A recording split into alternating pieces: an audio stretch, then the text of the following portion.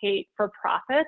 And that's to stop hate and bigotry and racism and disinformation on large social media platforms, specifically on Facebook. And it's a call to action. So can you tell us more about that campaign, Hate for Profit? Yeah, so as many people know, we learned in 2017 that foreign actors and individuals were using Facebook platform to spread misinformation and to sow seeds of discord and really to suppress voters, especially African American voters. And so for us as the NAACP, this was very problematic. We know that, as we say, elections have consequences, and that somebody was trying to suppress our vote really caused great concern. And so we started conversations with Facebook. We had numerous conversations about, what policies can be put in place to ensure that this doesn't happen again. All of those conversations were met with sort of it'll be better and don't worry about it kind of thing. We pushed for a civil rights audit that Facebook ultimately did. And in 2018, we learned that it wasn't getting any better. And so with our colleagues at Color of Change and also ADL, we launched this campaign. And we asked companies to pause advertising on Facebook for just 1 month. We had over 1,000 companies join the campaign, North Face being the first one out of the gate to say, yeah, we see what you're doing, we're in. And really it was to bring awareness to the fact that Facebook was not doing enough. We had a set of common sense, sort of demands or things that Facebook could do to make things better, but it wasn't really getting any better. Since then, we've seen that white nationalists and different groups continue to organize on Facebook. Just recently, we saw that in Kenosha, a person with a militia group that really formed on Facebook. For us, it's life and death, right? At the end of the day. And so even this week, we have relaunched the campaign, and we have several companies, as well as influencers, actors, celebrities who will be doing what we call an Insta Freeze. And so we won't be posting on Instagram for a period of time this week. And so folks can check out the campaign. We encourage everybody to actually participate. One of the things that we have found is that the calling attention to this issue has urged companies, big, small, large, and in between, to think about their advertising and where their online ads are being placed. And so, if you're brand A, are you okay with your ad being placed next to white nationalists or folks who are spreading hate speech? And so I think we have accomplished something just by raising awareness and keeping this going. Yeah, and I did see that this is a Stop Hate for Action or Stop Hate for Profit Week of Action. And I'm glad that you mentioned that. I know that a quick Google search can give people some information about how to get involved. Can you give us just a couple things that people could do or companies could do to be part of that Week of Action? Well, yes. One, you can go to stophateforprofit.org, sign up there so you can get all of the information. Two, we have some social media toolkits. You can stop posting on Instagram. You can also, as a company, as an entity, look at your policies, and perhaps you will make a decision to perhaps stop advertising on Facebook or Instagram for a period of time. We're not putting a certain time limit on it. Some companies do it for a month. Some companies do it for a longer period of time. But you just posting something or retweeting some of the content on NAACP or ADL Color of Change will show people that you are part of the campaign and want your followers to engage as well. Well, it's such an important thing to be demanding and such important work. And I think a lot of people who maybe aren't already involved would be eager to get involved. So I'm glad that you shared that. And it sounds like you've gotten incredible traction, both incredible partners to help with this campaign. And you said over 1,000 companies and organizations have agreed to freeze their advertising. So can you talk to that and just what has made that such a successful effort? Yeah, so, it's been companies, large and small, from Unilever, Ben and Jerry's, Coca-Cola. There are companies that have signed on officially, and then there are also some that have paused advertising but are not sort of officially part of the campaign. I think ultimately what was successful is urging companies to look at their own policies regarding advertising. If you are advertising on television, you would think about where your ads are being placed, on what during what programs, and in what ecosystems your ads are being placed. And so I think what clicked for companies really was looking at their own policies and how they approach advertising and what they want to be seen next to. For some of the companies, as we were having conversations with them to say, hey, would you join this campaign? Our colleagues actually shared screenshots of their ads next to content that they really didn't want their ad next to. And so I think that made a huge difference as well. Just, when you see it, you have to think, oh my goodness, like, is this really how we want our brand to be perceived? Absolutely. And I think a lot of individuals and companies are getting more educated on kind of the consequences of their decisions and more educated in general lately. And that's a big part of it. So I'm so glad that NAACP initiated that, and it's obviously very important.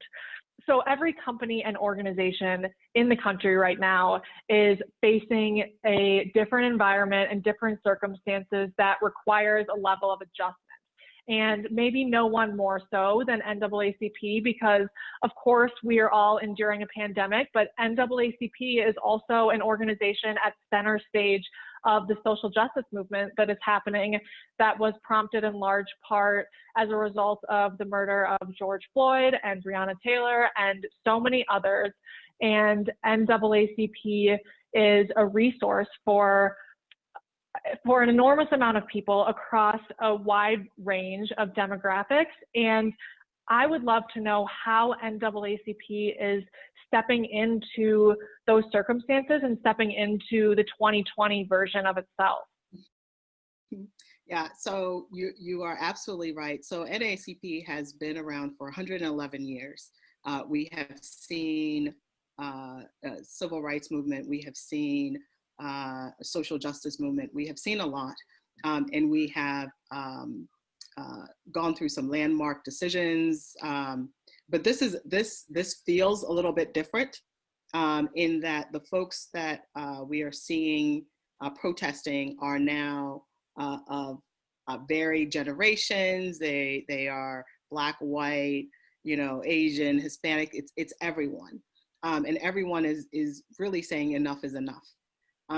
It is one thing to have African Americans saying that, and quite frankly, we've been saying that for years. We've been saying, there's a problem for years. But I think now that there's video and people can record it and see what is happening, they have to kind of act differently. So I know that for many individuals, they have reached out to the NAACP to ask, how can I be an ally? How can I support the movement with my time, my talent? How can I get involved? And for those people, we say, there are a number of different policies that need to change. It's not just one thing. It's many things. And so for the NAACP, when the pandemic first hit, we always know that whatever is happening in the country, it's always going to be a little bit more impactful, and it's going to affect the African American community perhaps differently. And so, as the numbers were coming out that the pandemic was disproportionately impacting African Americans, and perhaps even a little bit before that, we started a series of town halls to just educate the community, to provide timely and accurate information, because some of the information that we were getting was a little bit inconsistent, even from national leadership, and so from the federal government. And so I think, you know, for us, this, you know, sort of, we call it a twin pandemic, that even in the midst of a pandemic, we see that African Americans can't stay at home and lie in their bed like Breonna Taylor. They can't jog through their own neighborhood like Ahmaud Arbery. They can't even, you know, go bird watching like gentlemen in New York. And so we launched a campaign called We Are Done Dying. And it really is bold words to say, like, we are tired, enough is enough, we have to do different. And so, you know, we can talk more about sort of the company's response and organization's response, but for us, the ability to be nimble and agile really showed in this moment. And so we've had quite a bit of support, and we continue to see quite a bit of support from, you know, for our national office, as well as for our units in over 2,200 communities across the country.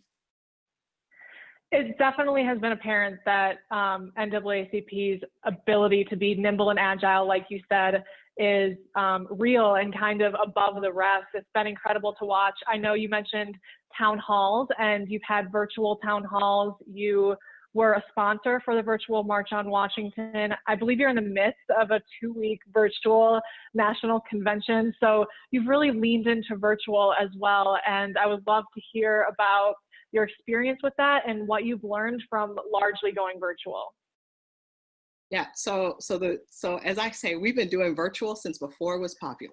And so even over the last probably 2 years, we've had an ongoing series of virtual town halls, and we've talked about everything from voting to education.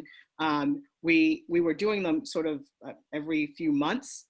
And so our audience sort of got used to that, and we had a particular way of doing that.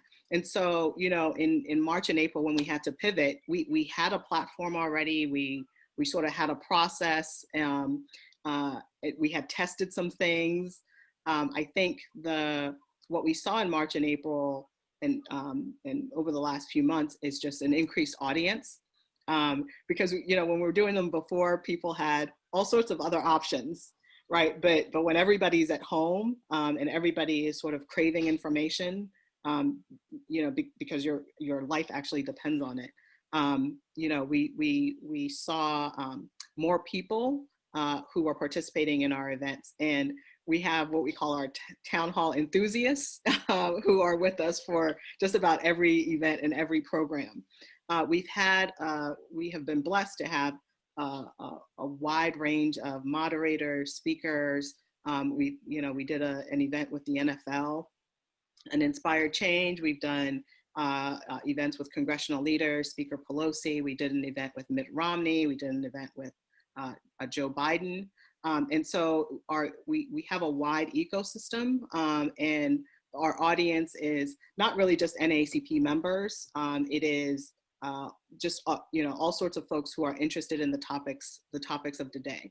But I think having been doing these events over the last 2 years actually helped us sort of get out of the gate a little bit more confidently, perhaps, than others who are still perhaps trying to find their footing. Yes, and it does take some time to find your footing, but there's no organization I'd rather have feeling the confidence to get out of the gate strong right now. So I'm just happy to see the success that you are having and the NAACP is having. And that leads me to my next question, which I'm not sure if I'm opening too big of a bag of worms here, but everything that you're describing, NAACP has just been so successful in inspiring people to action in whatever way. And I would love to know from you, just what do you think contributes to inspiring people to action the way that you've been able to? Well, so I think folks are connecting to their own emotions in this moment. And, you know, I've had multiple conversations about what is happening in our country. And the fact that we are all sort of hunkered down at home and had been for a period of time before the protests and before the uprisings, I think people come to this in a different way than perhaps they have before. You know, over the last 6 months, we've seen a great growth in our social media following. And so probably in middle of May, we had about 250 followers on Instagram. And by the, you know, July, we had over 1 million people on Instagram. Wow. And it's really interesting because some of the comments that came in, you know, as we hit 1 million were like, you know, people just saying, I'm not sure why I didn't follow the NAACP before, right? Because we're sort of there and people know us and people, you know, have been calling and all of these things. But just that follow and just making sure that you are attuned to what's happening in the community and that you're getting the news about how you can take action, how you can support the George Floyd bill, and how you can, you know, lobby and advocate in Congress, and how you can do so in your own local community. I think people want to get involved. And so we encourage that. We encourage people to go to naacp.org/engage, to, you know, even volunteer to help with this year's elections. And there's a lot that people can do. The NAACP also has a lot of different areas that we work in, because nothing is disconnected. And so the fact that African Americans are being disproportionately impacted by the coronavirus is a factor of the environment. It's a factor of health and wealth. It's a factor of many different things. And so we are working in all of these different areas. And so, you know, as folks who are passionate about LGBTQ issues, folks who are passionate about environmental issues, folks who are passionate about educational opportunities and wealth and economics, all of those things are interconnected for the NAACP, and folks can join the NAACP to help us in this work at the national level, at the regional level, and at the local level. I appreciate that recommendation so much, because I think a lot of people are experiencing some level of inertia, just not sure where to start. So that's a great starting spot for people and can kind of get them sent in a direction, because like you said, there's not one direction to go. There are a million things to do to help right now. So I'm glad that that's kind of a starting point to offer people.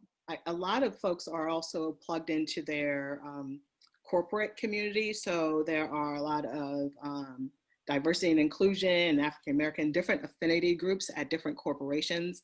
I know a lot of corporations put out statements supporting Black Lives Matter and talking about dismantling racism, and we're going to hold all of them accountable. Right? Good. We're going to hold all of them accountable. But I think folks can also kind of connect to the places where they work, and what, you know, what those companies and organizations are doing. We had several companies who, you know, had different groups to watch our virtual March on Washington and have conversations and discussions. And so I think folks can get themselves involved in different ways. Yeah, absolutely.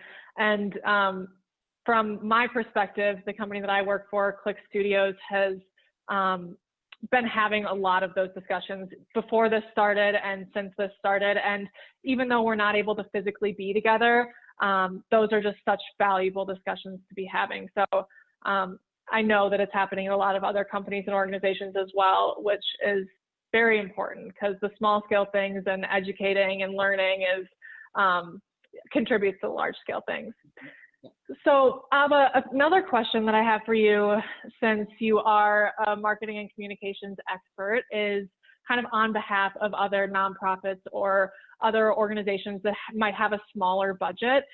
What do you recommend to those organizations and marketers in those organizations, just some steps that they can take to inspire action or increase reach or increase impact on a smaller budget? So expert may be strong. Expert may be strong. You're an but expert. We are doing this work.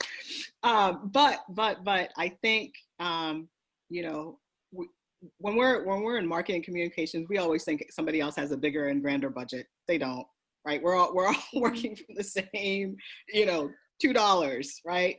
But I think what folks can do is, everybody has, you know, sort of their audience and people who are with them every step of the way, right? And so you know who these people are. These are people who are, you know, following you, they're retweeting you, they're, you know, coming to your events, virtual events, they're signing up, you know who they are.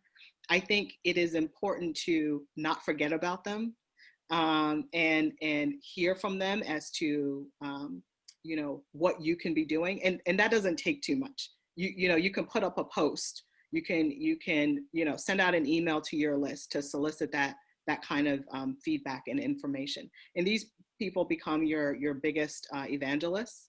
And as you move forward, you know, they will continue to sort of come with you on you know, on this journey, if you will. So that's one thing. The other thing is, you know, don't be afraid to try and fail. You know, some of the things that, you know, my team does, you know, sometimes we have ideas and we say, go, do it, right? And if it works, keep going. And if not, stop and let's do something else. And so it's not always the case that you're going to find the best and, you know, most well thought out campaign. That's not how that works. I think sometimes, you know, you've got to be able to take a risk, calculated risk, and try some things. And if they work, keep going. And if not, do something else. That is such good advice. And I sometimes need to hear it, especially right now when so much of what we are considering doing is new and maybe a little bit scarier. So just like permission to try and fail is empowering for sure. So my last question for you, I hate that it's the last one, but my last question for you, I have to give credit to our accessibility lead at Click, Ben. Ben is an incredible moderator and helped me prepare these questions. And Ben asked me to ask you, what question do you wish that people asked you about your job? So thank you, Ben. So I think, you know, we, in some ways, balance, you know, it is, as I say, when I started working at the NAACP, if this is not the moment that I signed up for, I'm not sure why I'm here, right? And so there's, you know, there's something to be said for finding balance, but also knowing why you're doing what you're doing, right? And for me, for my team, for the NAACP, this is the moment for which we were called, right? And so it is, we you know, people text me, they write me, they put on the LinkedIn, you know, you must be really busy. And it's true, we are really busy, but we are also trying to find balance, and trying to recognize that we are in the middle of a pandemic and we are in the midst of something that we haven't seen before on a number of fronts, and giving ourselves sort of permission to just be, right? And so, other than that, you know, I always urge people to just learn more about the NAACP. I know folks know the NAACP perhaps from history books, or perhaps from Brown versus Board of Education, or and that legacy is with us. But there's also the NAACP of now and the NAACP of today, and I would urge people to get to know that organization as well. That's such a beautiful answer. And that kind of leads me into, where should people follow you personally or follow NAACP so that they can make sure that they're continuing to be tuned in? So I'm on all social media platforms professionally, but LinkedIn is my preferred. And so you can follow me directly on LinkedIn. I should add that you know, we've been doing some work with Beyonce's Be Good Foundation, and we are about to give out some grants. We did a first round a few months ago, $10,000 grants for small businesses, African-American owned businesses. And so if there are any in the Denver area, definitely go to naacp.org to learn more about that. And then please follow the NAACP at NAACP. We are on Instagram, Twitter, and Facebook. You can follow us there. And then lastly, I urge everybody to just visit naacp.org, become a member, become a volunteer, donate if you can, and help us get to work, because really our lives depend on it. Absolutely. And I want to reiterate just that I appreciate so much the work that you and your team are doing. It's incredible, and it is an honor to speak with you today, and I'm so excited to bring this conversation to Denver Startup Week. So Aba, like you said, there's a lot of work to do, so I'll let you go, but thank you again for taking the time to talk today. Just thank you. Have a good day as well.